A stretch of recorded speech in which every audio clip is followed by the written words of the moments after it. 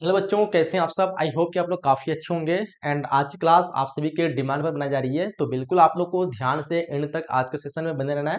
काफ़ी लाजवाब ज़बरदस्त क्लास होने वाली है, क्योंकि आप लोग का रिक्वेस्ट आ रहा था, काफ़ी रिक्वेस्ट मुझे देखने को मिला आप लोग का कि सर पॉलिटिकल साइंस का जो सब्जेक्टिव क्वेश्चन का हम लोग को सोल्यूशन दीजिए, जो बिहार बोर्ड ऑफिशियल मोड पर रिलीज किया।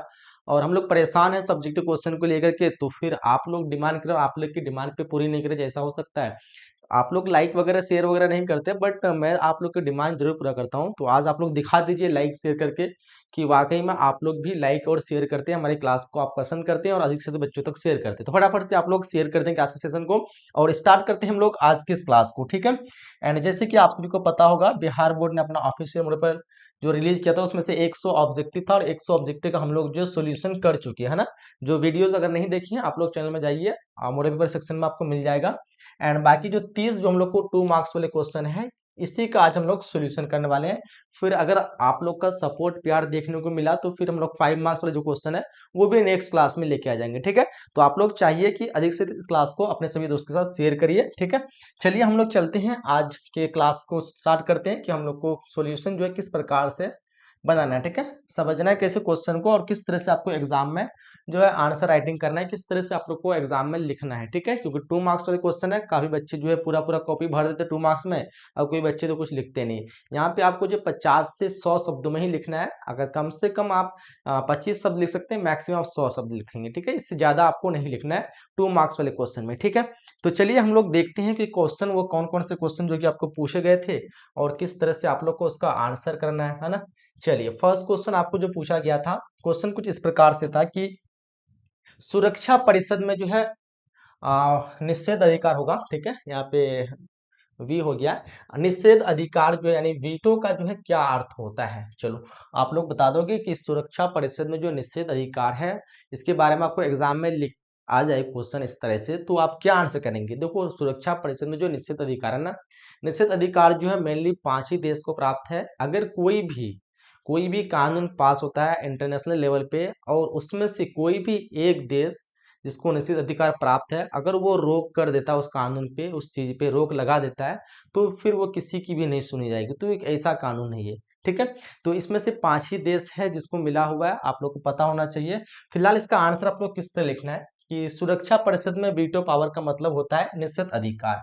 क्या होता है? निषेध अधिकार, जिसका मतलब होता है मैं निषेध करता हूँ, मैं इसको नहीं मानता हूँ, ठीक है।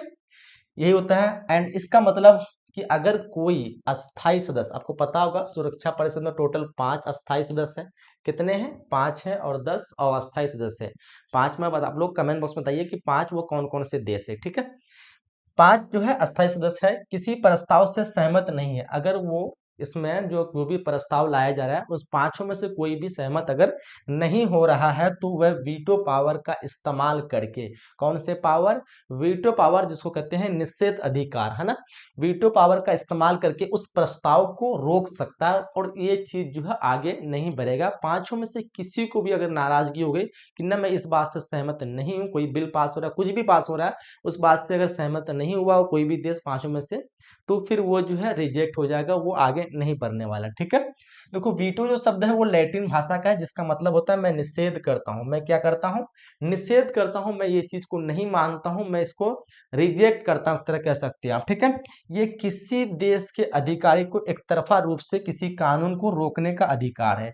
चाहे कोई भी देश, 4 देश मिलके या 5 देश, मतलब कोई भी ऐसा 4 देश मिलके एक कानून को पास करना चाहता है, और एक देश चाहता है कि नहीं, ये एक ऐसा कानून नहीं होना चाहिए इंटरनेशनल लेवल पे, तो ये जो है क्या हो जाएगा? निश्चित अधिकार। यानी कुछ 5 देश को, आप लोग 5 देश का फिलहाल नाम बताना है, ठीक है। तो 5 देश में से कोई भी देश अगर रिजेक्ट करेगा, तो वो कानून पास नहीं होने वाला, ठीक है। तो वही होता है वीटो पावर। एक्चुअली में हम लोग के भारत को जो वीटो पावर मिलने वाला था, बट मिल रहा था लेकिन नहीं ले पाया, और अभी बहुत अफसोस हो रहा है कि हम लोग को मिलते हुए भी जो है हम लोग नहीं ले पाए वीटो पावर, ठीक है।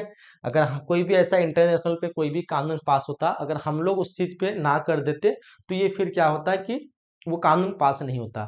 बट अभी हम लोग का नहीं होगा, जो 5 देश उसमें शामिल है, वो 5 देश में कोई भी अगर कोई कानून पास होता है वो रोकेगा, तो फिर वो रुक जाएगा, ठीक है। चलिए अगला क्वेश्चन पे बढ़ते हैं। हम लोग को अगला क्वेश्चन दो क्या पूछ रखा है, कह रहे हैं कि विश्व व्यापार संगठन के क्या उद्देश्य है, बता दोगे आप लोग। विश्व व्यापार संगठन, यानी पूरे दुनिया की जो व्यापार है, वर्ल्ड ट्रेड ऑर्गेनाइजेशन, इसको जोड़े रखना है ना। पूरे विश्व व्यापार संगठन के बारे में आप लोग को थोड़ा सा लिखना है डिस्क्रिप्शन, कैसे आप बताएंगे। अच्छा, दो उद्देश्य बताना आपको, इसके दो उद्देश्य। वैसे तो उद्देश्य इसके मुख्य 6 है। कितने उद्देश्य हैं?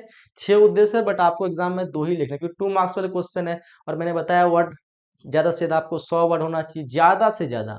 नहीं तो आप जो है मेनली जो है ना 20 से 50 वर्ड लिखेंगे तो सबसे बेस्ट होगा, 20 से 50 वर्ड में, है ना। चलिए, तो फिलहाल देखो यहाँ पे हम लोग को इसको आंसर किस तरह लिखना है कि डब्ल्यूटीओ की स्थापना सबको पता होगा 1995 को हुई थी, ठीक है। और एक्चुअल में जो है ना ये पहले जो है गेट नाम था इसका, क्या नाम था? गेट, जिसकी स्थापना में भी 1948 को हुई थी, ठीक है। और ये गेट जो है रूपांतरित हो गया था डब्ल्यूटीओ में 1995 में, ठीक है। इसे बहुपक्षीय व्यापार प्रणाली कहते हैं, ठीक है। क्या कहते हैं? बहुपक्षीय व्यापार प्रणाली, ठीक है, याद रखिएगा। फिलहाल इसके 2 उद्देश्य आपको लिखना है और यहाँ पे मैंने 6 उद्देश्य दे दिया है। आप लोग सारे को नोट कर लेंगे ताकि आप लोग एग्जाम में 2 पूछे या 3 पूछे तो आप लोग इजीली बना सके। जैसे व्यापार विवादों को हल करना, अगर इंटरनेशनल पे कोई भी व्यापार से हुए झगड़ा होते हैं, विवाद होते हैं, तो डब्ल्यूटीओ क्या करेगा? उसको सुलझाएगा। जिस तरह हम लोग कहते हैं ना पंचायती अपने लेवल पे कोई भी विवाद हो रहा है तो एक सरपंच मुखिया होता है, उसको सुलझाता है कुछ करके, नहीं ऐसा होना चाहिए, ऐसा होना चाहिए।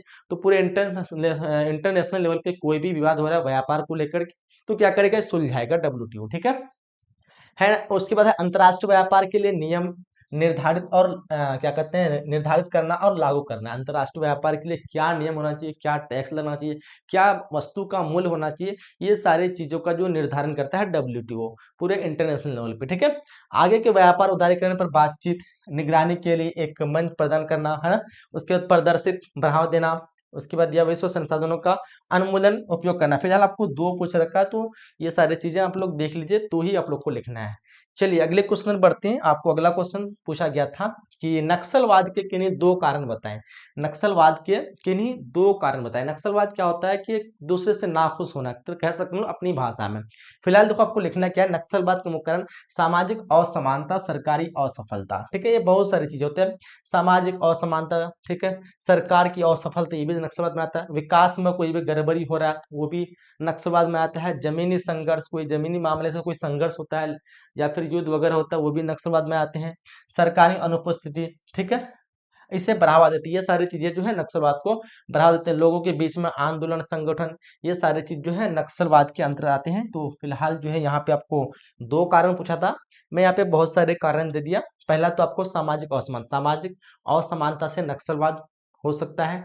सरकार की असफलता, कोई भी चीज सरकार को असफलता मिलती है उसमें भी नक्सलवाद को बढ़ावा मिल सकता है। विकास में गड़बड़ी, इससे भी मिल सकता है, ठीक है। जमीनी संघर्ष, कोई जमीनी स्तर पर कोई संघर्ष हो रहा है, युद्ध हो रहा है, उसमें भी नक्सलवाद को बढ़ावा मिल सकता है। सरकार की अनुपस्थिति, सरकार मौजूद नहीं रह रहा है, कोई भी चीज को लेकर के सरकार अनुपस्थित रहता है हमेशा, तो उससे भी नक्सलवाद को बढ़ावा मिल सकता है। तो आपको 2 लिखना है और मैंने ज्यादा करके लिख दिया ताकि आप लोग याद कर सकें ज्यादा से ज्यादा। फिलहाल आगे देखिए क्वेश्चन 4 को देखिए। क्वेश्चन 4 आपको पूछ रखा है अविश्वास प्रस्ताव से आप क्या समझते हैं। वर्ड से ही आप लोग को लग रहा है कि अविश्वास दिया है, यानी ये विश्वास के लायक नहीं है ना। तो देखो यहाँ पे आपको बताना है कि अविश्वास प्रस्ताव, विश्वास मत या निंदा प्रस्ताव भी कहते हैं इसको। यानी मान लो कोई पार्टी है, ठीक है, उस वो वोट के लिए जो है लोगों के पास क्या करते हैं, झूठा दिलासा देते हैं कि जो पिछला जो आपने जिसको चुन रखा था वो तो ऐसा नहीं कि मैं आपको ये कर दूंगा वो कर दूंगा, ठीक है। यानी एक तरह का विश्वास दिलाता है बट एक्चुअल में ऐसा करने वाला नहीं है, बस कुछ लालच के लिए। तो समझो एक तरह से वही चीज आप कह सकते हैं, है ना। अविश्वास प्रस्ताव जो है विश्वास या निंदा प्रस्ताव भी कहा जाता है। इसे पारंपरिक रूप से विपक्ष द्वारा सरकार को हराने, देखो ये चीज बताया है कि जो विपक्ष होता है ये क्यों लालच देता है बच्चे लोगों को कि मैं ये कर दूंगा, ताकि जो उसके एंटी पार्टी जो है उसको हराया जाए। अगर वो इतना लालच नहीं दे रहा, उससे ज्यादा बढ़ा के अपने खुद बोलेगा तो क्या होगा कि जो भी लोग होगा, जो भी पब्लिक होगा, वो सोचेगा कि यार ये तो बहुत अच्छा सोच रहा है समाज के लिए, चलो इसको चुना जाए, ताकि वो जो उसका एंटी पार्टी वो हार जाए, है ना। सरकार को हराने या कमजोर करने की उम्मीद में रखा जाता है। कभी कभी कोई तत्कालिक समर्थन भी इसे पेश करता है। तो अविश्वास को आप कुछ इस प्रकार से आप लोग को लिखना है। क्वेश्चन 5 को देखिए। क्वेश्चन 5 आपको पूछ रखा है कि गुटनिरपेक्ष आंदोलन की 2 उपलब्धियां बताएं। देखो गुटनिरपेक्ष आंदोलन, सबसे पहले आप लोग को पता हो गुटनिरपेक्ष क्या है। तो पहले आपको पता होना चाहिए कि 1945 जब द्वितीय विश्व युद्ध समाप्त हुआ था। उसके बाद एक युद्ध हुआ था 1945 से 1991, जिसको हम लोग जानते हैं शीत युद्ध के नाम से। क्या नाम से? शीत युद्ध के नाम से। और ये एक्चुअल में ऐसा युद्ध था जिसमें किसी हथियार, किसी बम बारूद के बिना ये युद्ध हो रही थी। समझो कि एक तरह का बातचीतों से, ठीक है, उल्टा सीधा बोल करके एक दूसरे के मतलब इसमें हथियार का बस यूज नहीं हुआ, बाकी समझो सब तरह से युद्ध हो गया। कोई भी जो फिजिकली लड़ाई होता है उसका युद्ध नहीं हुआ, ना कोई बम, ना बंदूक, ना हथियार, किसी भी तरह का युद्ध नहीं हुआ। बस एक तरह का समझो कि एक तरह का बातों बातों का युद्ध, इसी को कहते हैं शीत युद्ध। तो उस टाइम पे जो है दो महाशक्तियां थी, एक थी अमेरिका और दूसरा था आपका सोवियत संघ। तो आप लोगों के पास दो ही ऑप्शन था कि चाहे वो अमेरिका का पार्ट ले ले या सोवियत संघ का पार्ट ले। तो जिसकी ज़्यादा संख्या हो तो हो सकता है बाद में युद्ध भी हो सकता था कि चलो ये इसके पास में शामिल हो जाता है। जिसको जैसा जो अच्छा लगा शामिल हो गया। कुछ कुछ देश होता है कि ये सब युद्ध से हमको नहीं रहना है, तो फिर एक नया नियम निकला जिसका नाम था गुट निरपेक्षता, यानी हमें किसी भी गुट में शामिल नहीं होना है, हमें अपना एक नया गुट बनाना है, ठीक है, जो ये सब युद्ध वगैरह से इन दोनों से देश दूर रहेगा, ठीक है। तो वही पूछ रखा गुट निरपेक्ष आंदोलन की दो उपलब्धियां क्या है। तो पहला, शीत युद्ध की राजनीति त्याग, यानी अगर गुट निरपेक्ष अगर नहीं होता तो शायद हो सकता है कि शीत युद्ध चलता ही रहता। तो पहला हो सकता है शीत युद्ध राजनीति का त्याग करना और स्वतंत्र अंतर्राष्ट्रीय राजनीति का अनुसरण करना। सैन्य गठबंधन से आप क्या पूछ रखा है, पर्याप्त दूरी बनाए रखना, साम्राज्यवादी उपनिवेशवाद की विरोध करना, ठीक है, रंग भेद की नीति के विरोध संघर्ष की शुरुआत करना और मानव अधिकार रक्षा के लिए यथासंभव प्रयास करना। तो ये कुछ पॉइंट है, 3 पॉइंट। आपको 2 उपलब्धियां पूछा, मैंने 3 दे दिया, याद कर लेंगे इसको। चलिए आगे देखते हैं।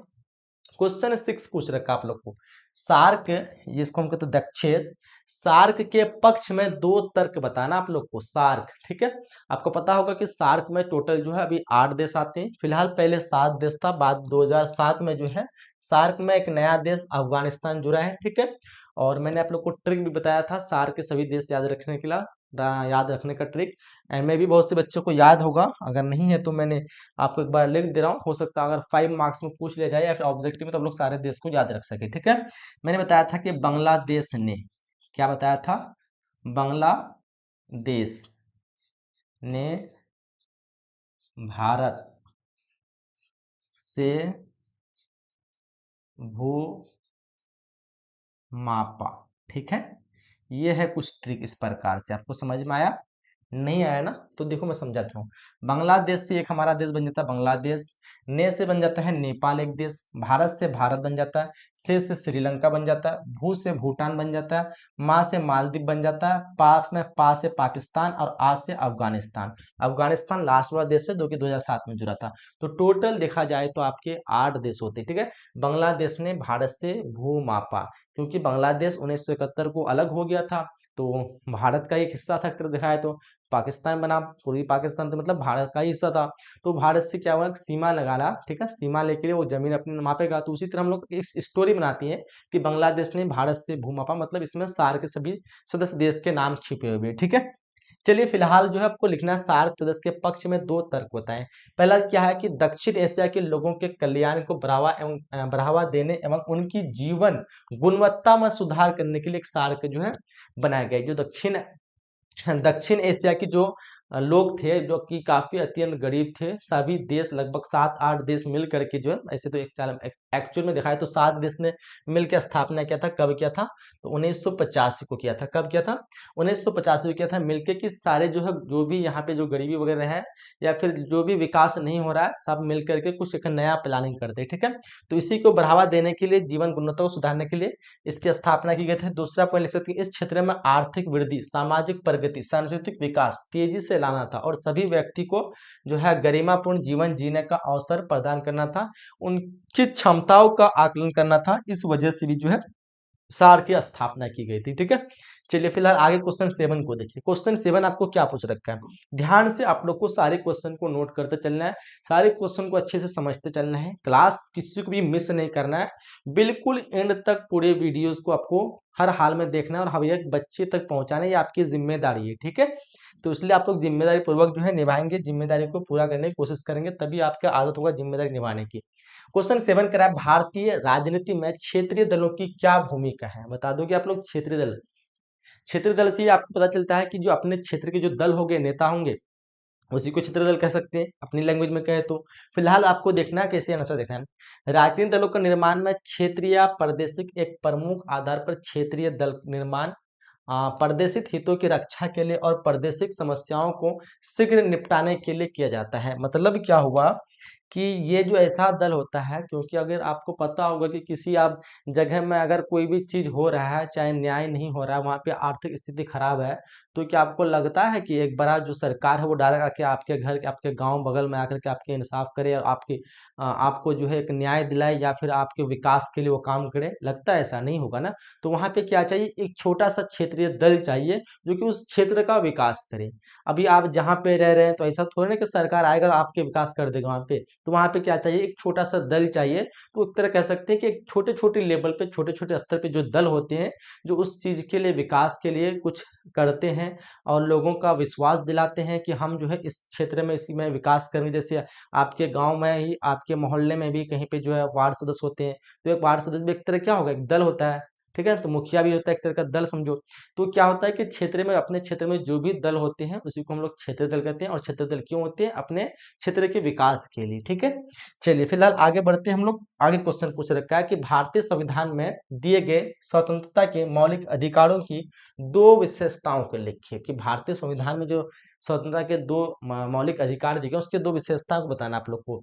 तो सबसे पहला चीज लिखना है कि शोषण के विरुद्ध अधिकार। कोई किसी पे भी शोषण नहीं कर सकता है, किसी को खा नहीं सकता है लूट पोट करके।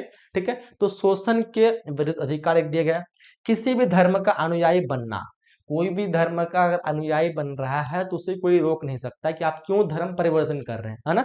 आजादी दी गई, स्वतंत्रता दी गई है। उस पर विश्वास रखना, कोई भी धर्म पे विश्वास कर रहा है, अरे रखे, उसकी इच्छा है, उसको स्वतंत्रता है। ठीक है, ये चीज के लिए कोई नहीं रोक सकता है।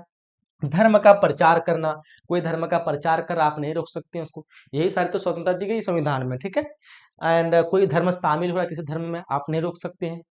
मौलिक अधिकारों के परिवर्तन के लिए संवैधानिक उपचार का उपलब्धि। फिलहाल आपको दो पूछ रखा है, मैंने कितने सारे पॉइंट बता दिया, बस इसलिए कि आप लोग एक पॉइंट भूल जाए, दो पॉइंट भूल जाए, तो कम से कम कुछ तो कुछ याद रहे आप लोग को, है ना। क्वेश्चन 9 को देखिए, कह रहा है कि भारतीय चुनाव आयोग के दो कार्य का वर्णन करें। भारतीय चुनाव आयोग के दो कार्य लिखना आप लोग को। निर्वाचन नामावली तैयार करना, जो कौन कौन से जो है पद में कौन कौन से जो है व्यक्ति जो है आ रहे हैं, तो उसके लिए एक सूची तैयार करना, निर्वाचन नामावली तैयार करना।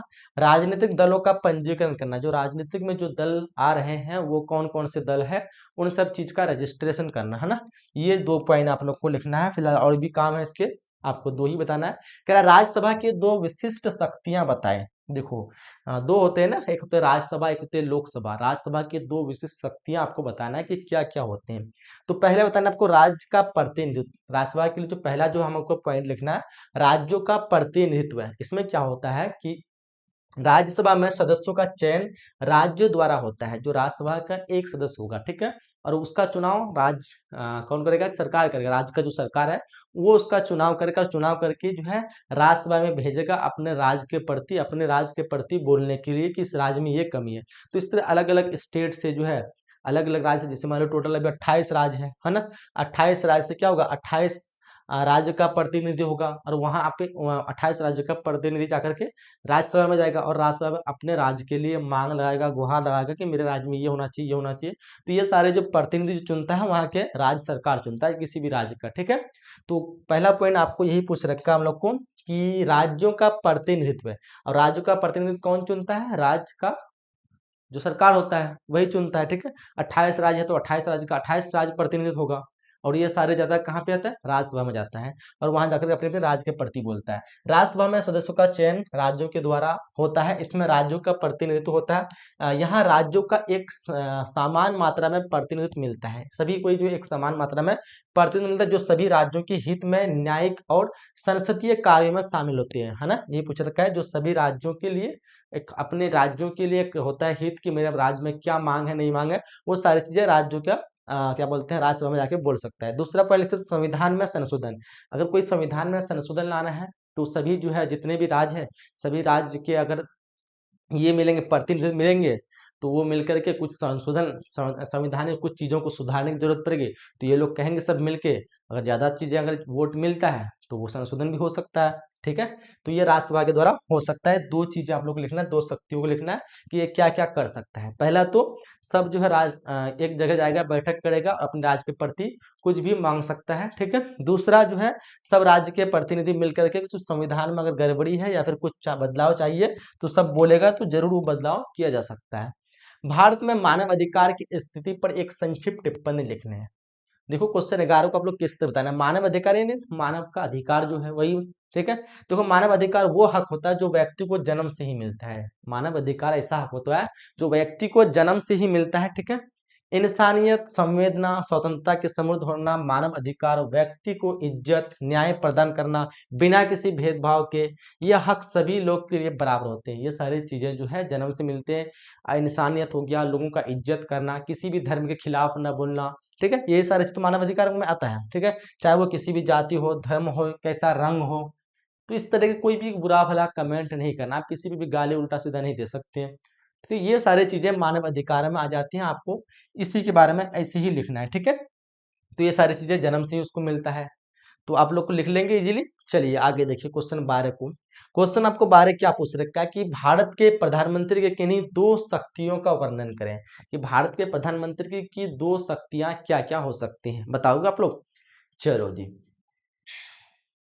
तो देखो यहाँ पे भारतीय प्रधानमंत्री की इन दो शक्तियों का वर्णन करें। जैसे कानून बना के शक्ति, भारत के प्रधानमंत्री चाहे तो वो कानून क्रिएट कर सकते हैं, बना सकते हैं। प्रधानमंत्री को कानून बनाने का काम करने की शक्ति होती है। वह संसद के नए कानून प्रस्तुत करके देश के विकास की मदद कर सकते हैं। कोई भी कानून बना के देश के विकास के लिए वो बना सकते हैं। उसके बाद है नीतियों का निर्धारण। प्रधानमंत्री को राष्ट्रपति और मंत्रिमंडल के साथ मिलकर देश की नीतियों को तय करने का काम होता है और इससे देश संचालन और विकास होता है। ये दो पॉइंट आप लोग इजीली लिख लेंगे। चलिए आगे देखिए क्वेश्चन करा है संयुक्त राष्ट्र संघ के दो उद्देश्य को लिखना है।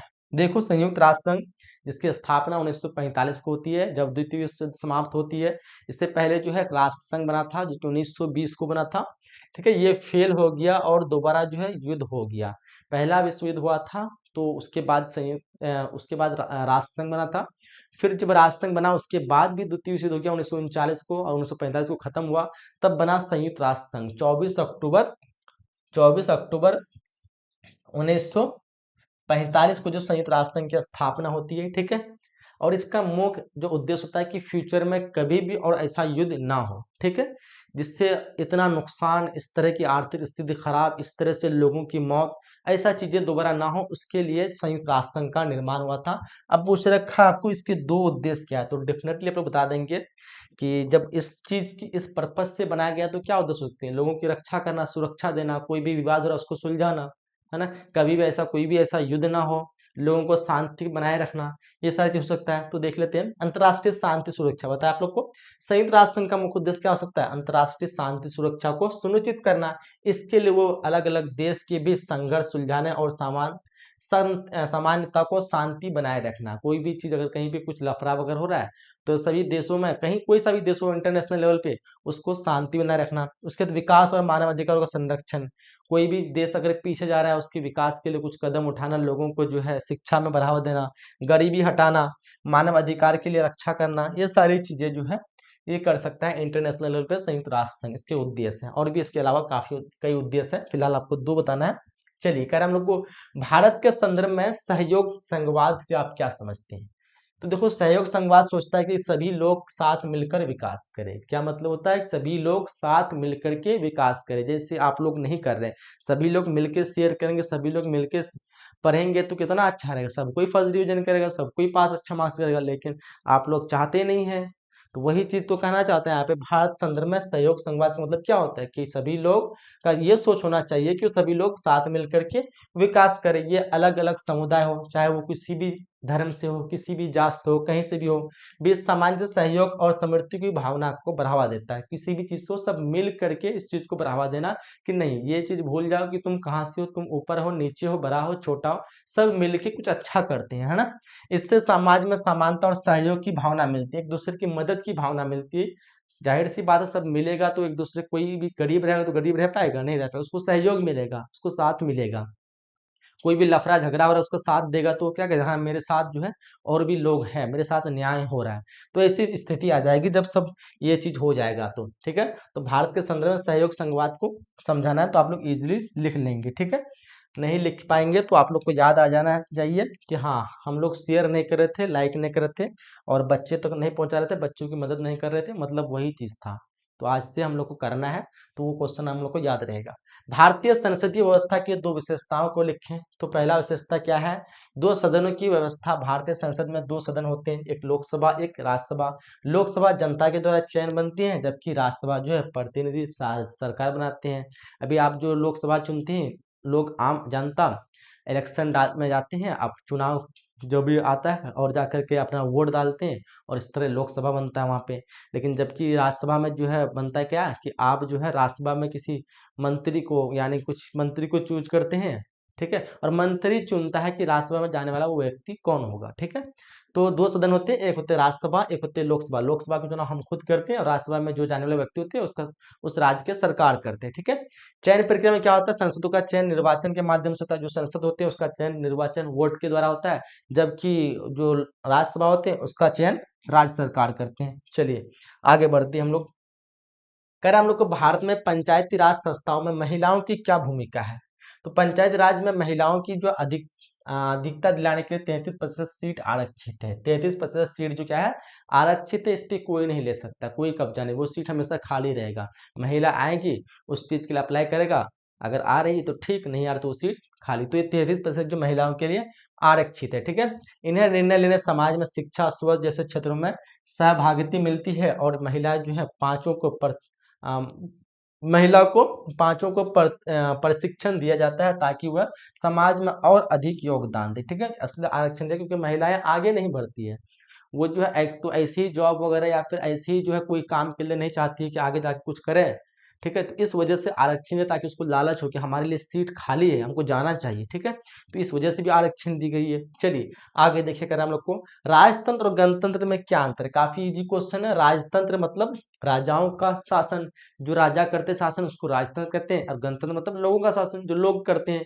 यानी लोग का मतलब क्या होता है, लोग जो चुनते हैं कि मुझे 10 लोग हैं, मुझे चुनना है कि मुझे अपना मॉनिटर किसको बनाना है। आप लोग क्लास में रहते हैं, क्लास में सब बच्चे एक तरह नहीं तो चाहते हैं कि नहीं अपना मॉनिटर इस क्लास के बच्चों को, इसको नॉलेज है, ये पूरे क्लास को चला सकता है। तो उसी प्रकार हम लोग में राजतंत्र में क्या होता है, गणतंत्र में क्या होता है, गणतंत्र में ये होता है कि हम लोग पहले सरकार चुनते हैं कि देश को चला कौन सकता है।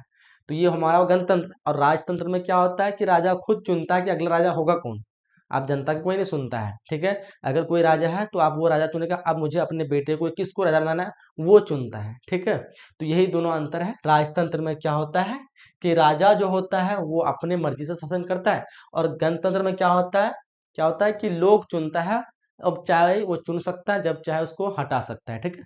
बट अभी थोड़ा सा ऐसा कुछ हो नहीं रहा है, सही से इसका उपयोग हम लोग नहीं कर पा रहे हैं। बहुत से ऐसे जो है होते हैं, हम लोग जो अन्याय होता है लेकिन हम लोग उसको दबा देते हैं, छोड़ देते हैं, चलो जाने दो, माफ कर देते हैं, ठीक है। तो गणतंत्र का भी इतना सही से यूज नहीं हो रहा है, बट अगर सब कोई शिक्षित हो जाए, ये हो जाए तो इसको समझ जाए कि हमको एक्चुअल में किसको वोट देना चाहिए, किसको नहीं देना चाहिए। लोग पैसे को लेकर के, इस चीज को लेकर के, इस चीज का जो है सही योग मतलब सही इस्तेमाल नहीं कर पाता है। फिलहाल आपको आंसर क्या करना है कि राजतंत्र में शासक एक राजा होता है, जबकि गणतंत्र में सरकार लोगों द्वारा चुनी जाती है। राजतंत्र विरासत के आधार पर मिलती है, उसके बाप परदादा जिसका भी है उसको विरासत में मिलती है। जबकि जो है गणतंत्र निर्वाचन से सरकार बदल सकती है, आज आप चाहे इसको बनाए कल चाहे उसको बदल दें, ठीक है। बट इसमें नहीं, इसका बाप दादा खानदान वगैरह चलते रहेगा। चलिए आगे देखते हैं। भारत पे चीन के 1962 युद्ध के किन्हीं दो परिणामों का वर्णन कीजिए। जो 1962 में भारत और चीन के युद्ध में जो हुआ, मतलब दो परिणाम हुआ था, क्या क्या परिणाम हुआ था 1962 को, वो पता होगा। सीमा को लेकर के जो है विवाद हुआ था, ठीक है, जिसमें भारत की हार भी हुई थी।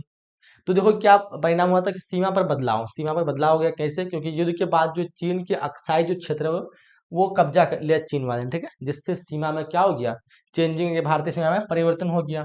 उसके बाद भारतीय सेना की हार हो गई, जिससे क्या क्या भारतीय सेना की युद्ध में हार के समय हार का सामना करना पड़ा, और कई कई क्षेत्र में क्या हो गए, पराजित हो गए, ठीक है। ये सारी चीजें आप लोग को लिखना है। फिलहाल ज्यादा टाइम हो रहा है एंड जल्दी हम लोग को समाप्त करना चाहिए सारे क्वेश्चन को।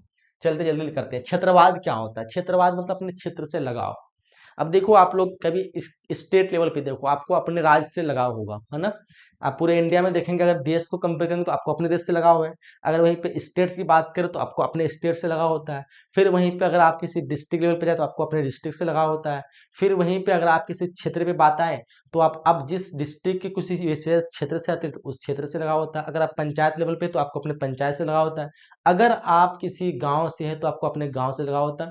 फिर उस गांव के किसी एक छोटे से जगह से कहीं से है तो आपको उस जगह से लगाव होता है। यही समझ होता है कि जब अगर हम किसी बड़े लेवल पे देखते हैं तो हम बड़े लेवल पे हमसे लगाव होता है। तो क्षेत्रवाद में क्या होता है कि अपने क्षेत्र से लगाव, ठीक है। क्षेत्रवाद एक राजनीतिक ऐसा सामाजिक सिद्धांत है जो किसी विशिष्ट क्षेत्र स्थान की रक्षा और उसके आत्मनिर्भरता को प्राथमिकता देती है। यानी वो जगह के हिसाब से, सिचुएशन के हिसाब से उसको प्राथमिकता देती है। अगर आपको बोलेगा कि कोई स्टेट दे देगा आपको बिहार, और दूसरा आपको दे देगा कि पटना, और तीसरा देगा आपका कोई गांव का या फिर जिला का नाम है, तो आप बोलेगा किसमें किसका लगाव होगा, जबकि आपको लगाव तीनों से होना चाहिए, ठीक है, तीनों से। बट आप वहां पे आप नंबर वन अपने जगह को रखेंगे, है ना। तो इस तरह की चीजें होती है क्षेत्रवाद में, ऐसा फीलिंग होता है। और ये प्रकृति है, नेचर है कि आपको ऐसा फीलिंग ही आ जाता है। जबकि आपको अगर किसी एक ऑप्शन दिया जाए यहाँ पे स्टेट में, मतलब बोलेगा अलग अलग स्टेट में, तो आप अपना राज्य चुनेंगे। लेकिन अपने राज्य में ही आपको अलग अलग जगह दिया जाए तो आप अपने वाला जगह को चुनेंगे। यही होता है क्षेत्रवाद। चलिए आगे देखते हैं हम लोग। क्वेश्चन आगे पूछ रखा है हम लोग, गठबंधन राजनीति का भारतीय लोकतंत्र में क्या महत्व है। गठबंधन राजनीति का भारतीय लोकतंत्र में क्या महत्व है। देखो गठबंधन क्या हो सकता है, एक तरह का पार्टनरशिप। अब पता होगा आप लोगों को कि कोई भी बिजनेस होता है, कोई अकेले खोलता है, तो कोई बिजनेस क्या होता है, दो चार मिलके खोलता है, उसमें दो चार तरह के आइडिया मिलते हैं, ठीक है। कोई अगर चाहता गलत करना, कुछ करना, तो फिर क्या होता है, तो तीसरा इंसान उसको रोक सकता है। तो उसी तरह सरकार में भी होता है, कोई एक सरकार अगर कर रहा है तो हो सकता है अपने मनमर्जी से कुछ भी कर सकता है। बट अगर तीन चार तरह का हो सकता है वहां पे, तो कुछ चीजें जो तीन चार तरह से माइंड से सोच के कुछ अच्छा भी कर सकता है। कुछ कोई सरकार गलत करना चाहेगा तो उसका जो दो सरकार उसमें साथ है वो नहीं करने देगा। तो ये फायदा भी किसी तरह हो सकती है ये चीज। तो देखो गठबंधन में क्या होता है कि भारतीय लोकतंत्र गठबंधन राजनीति का महत्व बड़ा है, क्योंकि यह विभिन्न दलों के साथ मिलकर सरकार बनाने में सहायक होता है। गठबंधन में अलग अलग समूह के विचार एकत्रित होते हैं, अलग अलग जो ग्रुप होते हैं उसके जो विचार होते हैं, जो सोच होते हैं, वो जमा होते हैं और राष्ट्र के विकास के लिए सहमति बनाए रखते हैं, ठीक है। मतलब बनाए रखने में मदद करते हैं। तो 20 का आप लोग इस तरह से आंसर लिखना है। 21 देखिए, भारतीय संविधान की किन्हीं दो विशेषताओं का वर्णन करें। तो पहला जो है सर्वोच्चता दिलाना, ठीक है। यानी संविधान भारतीय राजनीति को सर्वोच्च नियम पुस्तक है जिसे कोई भी संसद या सरकार बदल नहीं सकती है, ठीक है। भारतीय संविधान की पुस्तक ऐसी है जिसको कोई भी नहीं बदल सकता, ये तो जाहिर सी बात है। मौलिक अधिकार, संविधान भारतीय नागरिकत्व को मौलिक अधिकार प्रदान करती है जिससे स्वतंत्रता, समानता और न्याय का मध्यता क्या कहते हैं, मध्यस्थता। आगे कुछ पॉइंट है क्या, 1 मिनट। अच्छा नहीं है, शायद कट गया होगा। भारतीय संविधान की किन्हीं दो विशेषताओं का वर्णन करें, तो आप लोग लिख लेंगे। पहला, संविधान के क्या है कि इसको कोई चेंज नहीं कर सकता चाहे किसी भी हालत में, ठीक है। दूसरा, ये मौलिक अधिकार देता है, चाहे वो किसी भी वर्ग के हो, उसको मौलिक अधिकार जो जो है उसको मिलेगा, ठीक है। संविधान भारतीय नागरिक को मौलिक अधिकार प्रदान करता है, किसी भी, चाहे वो स्वतंत्रता का हो, समानता का हो, न्याय का हो, मर्यादा का हो, किसी भी तरह का हो, ठीक है, उसको मौलिक अधिकार देता है, इसको कोई नहीं छीन सकता है। पंचायती राज के दो उद्देश्य को बताना है। तो पंचायत राज, जिसको हम लोग त्रिस्तरीय भी कहते हैं, इसके पंचायत राज जो है 3 स्तर पे वर्क होता है। आप किसी भी स्टेट से हो, कहीं से भी हो, जिसमें पंचायत राज है, तो क्या होता है, पहले डिस्ट्रिक्ट लेवल पे होता है कोई चीज, फिर ब्लॉक लेवल पे होता है, फिर आपके क्षेत्र लेवल पे होता है। तो देखो कोई भी जो है पंचायत के में जो भी गरीबी देखा है, कुछ भी है, तो डायरेक्ट आपको बताया सरकार आकर के आपके यहाँ पे गरीबी दूर नहीं कर सकता है। वहाँ के लिए वहाँ के कुछ क्षेत्रीय लोग होंगे, जैसे मुखिया, सरपंच वगैरह। फिर उस लेवल पे आपके कोई ब्लॉक में कुछ होंगे, ब्लॉक से कुछ फंड वगैरह आएगा, फिर उस ब्लॉक में किसी जो है डिस्ट्रिक्ट से आने वाला है। अब उस डिस्ट्रिक्ट से जो है आते हैं आपके सरकार से। तो इस तरह जो छोटे छोटे चीजों से क्या होती है, पंचायत का विकास होता है। अब कोई सरकार चाहेगा डायरेक्ट आगे से पंचायत में विकास तो हो पाएगा, नहीं होगा। तो इसलिए पंचायत राज काफी महत्वपूर्ण है विकास के लिए, ठीक है, माना जा सकता है। देखो पहला चीज में क्या होता है कि यहाँ पे स्थानीय लोग जो इसको क्या कर सकते हैं, कोई भी स्थानीय जो होंगे वो पंचायती राज में स्थानीय लोग होते हैं एक्चुअल में, ठीक है। मुझे अभी वो चीज ध्यान से हट रहा है। चलो फिलहाल मैं इसमें देखता हूँ। स्थानीय स्तर पर शासन क्या होता है, पंचायत राज का जो है मुख्य उद्देश्य स्थानीय स्तर पर शासन को सुनिश्चित करना, ताकि लोग स्वयं निर्णय ले सके, सक्षम हो सके, उनकी समस्याओं को स्थानीय स्तर पर हल हो सके। अब बताओ कोई छोटे से स्थान के लिए कोई सरकार के पास जाएगा तो क्या सरकार भी सोचेगा कि इतना हर एक जगह कहाँ से जाएगा, वो तो पता चला कि घूमते और सबका मसला सुनते ही जो पागल हो जाएगा ऐसा। तो क्या होगा कि यहाँ पंचायत स्तर में क्या होगा कि वहाँ पे स्थान में जाकर के छोटे छोटे स्थान में जाकर के छोटे छोटे जाकर के कोई दल या फिर वहाँ पे जाकर के जो पंचायत के लोग हैं जाकर के उसके इसको मजबूरी को सुनेगा, उसकी बातों को सुनेगा और उस स्तर पे जो भी फैसला लिया जाएगा वो चीज़ करेगा। दूसरा सामाजिक और आर्थिक विकास, इससे सामाजिक और आर्थिक विकास में बढ़ावा मिलेगा। देखेगा कि किस जगह पे क्या विकास होनी चाहिए नहीं होनी चाहिए, उस जगह के सिचुएशन के हिसाब से विकास करेगा। ठीक है, चलिए यहाँ पे दिया होगा आपको अ, दूसरा महत्वपूर्ण उद्देश्य सामाजिक और आर्थिक विकास को प्रोत्साहित करना। पंचायतों स्थानों पर विकास की योजनाएं बनाती है और सामाजिक समृद्धि के लिए जो है उपाय करती है। ठीक है, आगे देखते हैं हम लोग 23। देखिए भारतीय संविधान के 73वां संविधान संशोधन का महत्व बताना आप लोग को। तो भारतीय संविधान के 73वां संशोधन 1992 में पंचायती राज संस्थाओं को अधिक जो है सक्षमता प्रदान करने के लिए कई महत्वपूर्ण परिवर्तन किए गए। इससे स्थानीय स्तर पर शासन को मजबूत करने के करके सामाजिक न्याय को विकास दिशा में सकारात्मक परिवर्तन किए। इस तरह आप लोग को लिख लेना है। फिलहाल 24 कर हम लोग भारतीय संघ व्यवस्था के 2 लक्षण बताएं।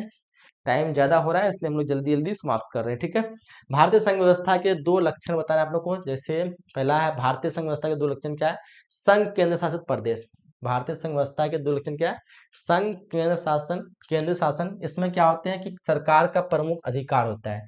किसका अधिकार होता है? सरकार का प्रमुख अधिकार, जिसके पास राष्ट्रीय स्तर पर कई प्रभाव शक्तियां होती हैं। दूसरा आर्थिक एकता। संघ व्यवस्था ने आर्थिक एकता बनाए रखने के लिए एक मानव आर्थिक प्रणाली को स्थापित किया है, जिसमें सामाजिक और आर्थिक जो है समरसता को मजबूत बनाए रखा जाता है। ठीक है, चलो तो आपको इसका पीडीएफ भी मिल जाएगा। आप में से जो भी बच्चे पीडीएफ लेना चाहते हैं, आपको नंबर शो हो रहा होगा, मैसेज कर दीजिएगा, व्हाट्सएप ग्रुप में ज्वाइन हो जाइएगा, मैं व्हाट्सएप में पीडीएफ सेंड कर दूंगा। ठीक है, जो भी बच्चे पीडीएफ लेना चाहते हैं और जो एग्जाम बूस्टर कोर्स लेना चाहते हैं तो भी आप लोग मैसेज करिएगा, कोर्स में ज्वाइन हो जाइएगा। ठीक है, चलिए क्वेश्चन 25 कर हम लोग को करके सर्वोच्च न्यायालय को संविधान का संरक्षण क्यों कहा जाता है?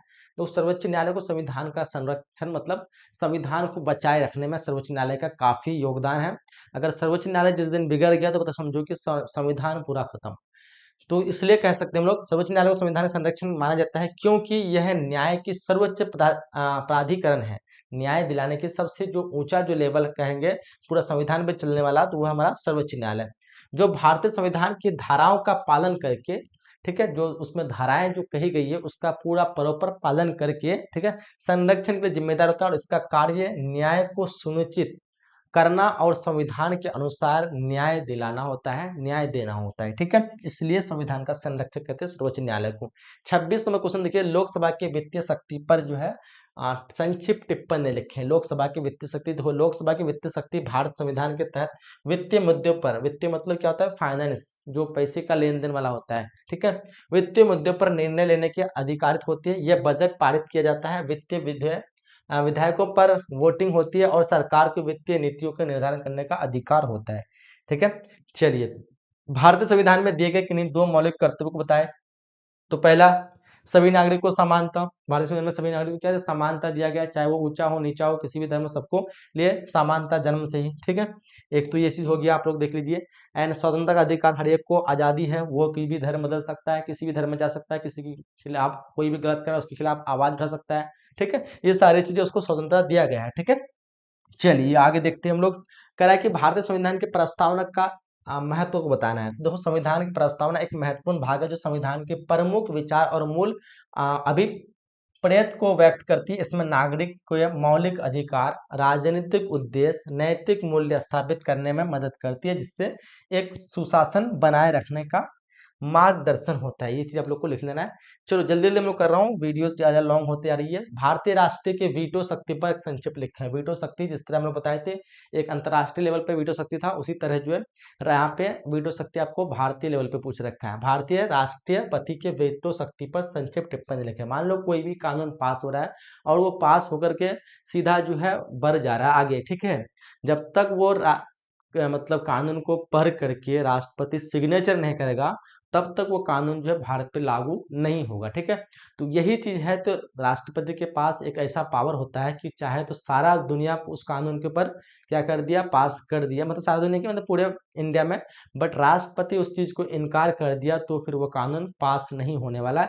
जैसे बताया, अंतर्राष्ट्रीय लेवल पे जो 5 देश है जो उसके अस्थायी सदस्य है सुरक्षा परिषद के, कोई भी अगर कानून हो जा रहा है, अगर चारों देशों ने अगर मंजूरी दे दिया, एक देश ना कर दिया, तो वो कानून पास नहीं। उसी तरह पूरा जो है आपका इंडिया में हर एक इंसान मंजूरी, हर एक जगह मंजूरी मिल गया, लेकिन राष्ट्रपति उस पर मंजूरी नहीं दिया, अगर वो इसको इनकार कर दिया, सिग्नेचर नहीं किया, तो क्या होगा, वो पास नहीं होगा। वही होता है राष्ट्रपति वीटो शक्ति। ठीक है, तो भारतीय राष्ट्रपति के पास वीटो शक्ति होता है, जिसके द्वारा संसद द्वारा पारित विधेयकों को अस्वीकार कर सकते हैं, उन्हें संविधान के संरक्षण के लिए प्रयोग किया जाता है कि कोई गलत हो रहा है और संविधान खतरे में जा रहा है, सिग्नेचर नहीं करेगा, वो पास नहीं होगा। जबकि विधेयक में त्रुटि हो या फिर विचारणीय हो या राष्ट्रीय हितों के खिलाफ हो, तो इस तरह की चीजों को वो रिजेक्ट कर सकता है। फिलहाल क्वेश्चन 30 जो कि लास्ट क्वेश्चन का कह रहा है कि नीति निर्देशक तत्वों की 2 विशेषताओं को लिखें। तो आप लोग को लिख लेना है। पहला जो है मार्गदर्शन करना, ये तत्व एक संगठन या सरकार के लिए मार्गदर्शन और दिशा स्थापित करने में मदद करते हैं ताकि वो अपने उद्देश्य को प्राप्ति सफल हो सके। नीति निर्माण में सहायक, ये तत्व संगठन की नीति और योजना की रूपरेखा तैयार करने में सहायक होते हैं और सुनिश्चित करने के लिए कि कार्रवाई विचारशीलता और उद्देश्यों के साथ संगत होती है। ये सारी चीजें आप लोग को लिख लेना है। फिलहाल जो हम लोग क्लास जो है काफी लॉन्ग हो चुका है, 30 क्वेश्चन कंप्लीट करने में लगभग यहाँ पे कितना मिनट हो गया, लगभग 40 मिनट प्लस हो गया। एंड कोई नहीं, आप लोग सारे चीज़ों को अच्छी तरह समझ जाइए और बिल्कुल आप लोग को इसी तरह से एग्जाम में लिखेंगे इतना ही लेंथ में, एंड बिल्कुल आपको 100% पूरे के पूरे मार्क्स मिलेंगे। ठीक है, इसका पीडीएफ आप लोग को टेलीग्राम चैनल में और क्या कहते हैं व्हाट्सएप चैनल में, जो भी नहीं जुड़े हैं व्हाट्सएप ग्रुप में, आप लोग मैसेज करिएगा, जोड़ देंगे। ठीक है, तो आप लोग को वहाँ पे मिल जाएगी, तो आप लोग वहाँ से इस पीडीएफ को ले सकते हैं। बाकी आप लोग किस सब्जेक्ट के चाहिए कमेंट बॉक्स में लिखिएगा।